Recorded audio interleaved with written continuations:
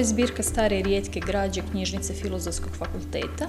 Ova zbirka je jedna od najmlađih zbirki prema svom osnutku. Nastala je preseljenjem u novu zgradu fakulteta i fond koji se u njoj nalazi je izlučen iz pojedinih zbirki koje su prije bile knjižnice odsjeka.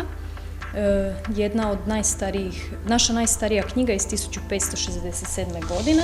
Ona se nalazi ovdje. To su konkordancije Biblije izašle u Antwerpenu.